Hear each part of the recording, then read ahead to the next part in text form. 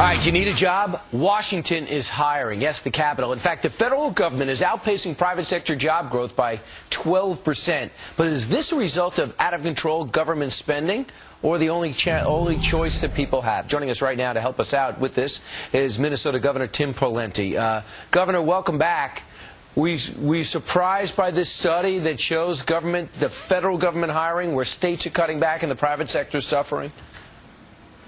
Well, unfortunately, I wasn't surprised, Brian, because when you push this much federal money into the economy, it's going to have an effect. And in this case, it's basically protection money for government. The stimulus bill's an example of this, where instead of doing things that would have activated private sector investment, like cutting the payroll tax, they basically have shoved money into government bureaucracies to save government jobs and to grow government jobs.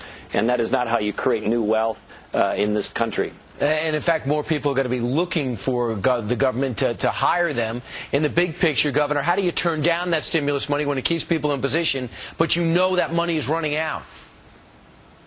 Well, we've got to take a look at this from a broader perspective, and that is we got a country that's gone broke. The federal government took in $2.2 trillion last year. They spent about $3.7 trillion.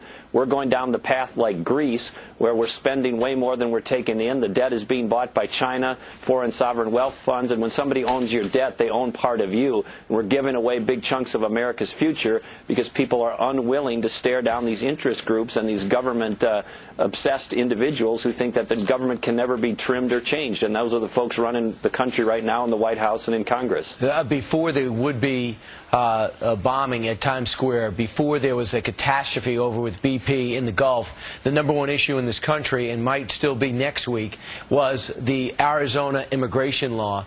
First off, they're cracking down on illegals. You have a lot of illegals in Minnesota. Are there elements of the Arizona law that you want to put into place in Minnesota?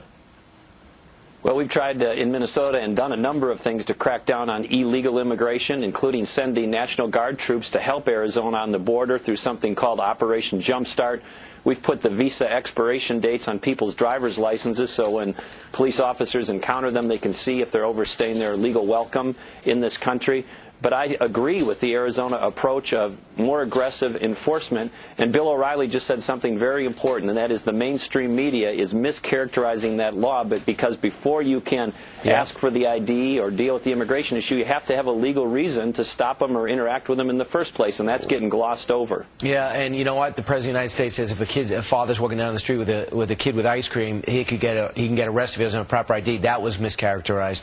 Governor Pawlenty, so much to talk about, so many issues on the plate. Thanks so much. Okay, Brian, thank you.